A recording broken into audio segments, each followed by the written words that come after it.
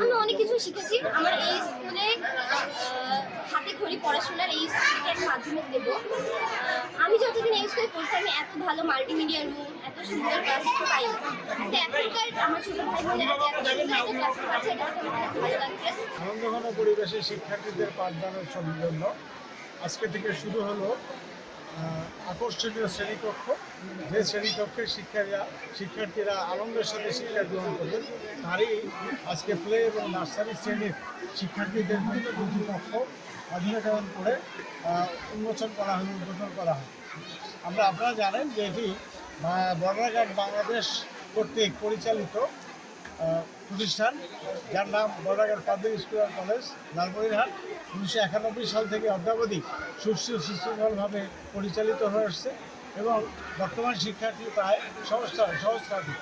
শিক্ষা কার্যক্রম প্রচারে বিজিবি সর্বদা সচেতন রয়েছে। আমরা দেখছি যে আধুনিক শিক্ষা ব্যবস্থায় শুধুমাত্র পাঠ পুস্তকের যে কার্যক্রম রয়েছে সেটা যেরকম ইম্পর্টেন্ট, এবং সেই সাথে অন্যান্য যেরকম ব্যবস্থা রয়েছে, যেরকম কারিকুলাম অ্যাক্টিভিটিস, তারপরে এইচ ভিত্তিক ক্লাসরুমের লেআউট, এইচ ভিত্তিক ক্লাসরুমের ডেকোরেশন, এগুলিও সমানভাবে গুরুত্বপূর্ণ। সো এই ধারাবাহিকতায় আমরা প্রাথমিকভাবে আমাদের প্লে গ্রুপ এবং নার্সারিতে আমরা সেই বয়স ভিত্তিক যেভাবে বসার ব্যবস্থা এবং ডেকোরেশন থাকার কথা সেটা করেছি, যাতে কোমলমতি শিশুরা যারা প্রাথমিকভাবে শিক্ষা প্রতিষ্ঠানে আসে, আমাদের আগে যে শিক্ষা প্রতিষ্ঠান নিয়ে যে একটা ভীতি থাকতো, এই ভীতিটা যাতে তাদের না থাকে, বরং তারা এই শিক্ষা প্রতিষ্ঠানে আসতে আরো উৎসাহিত বোধ করে, তারা এখানে খুব কমফোর্টেবল ফিল করে এবং শিক্ষাটাকে তারা একটা এনজয়মেন্ট হিসাবে নেয়।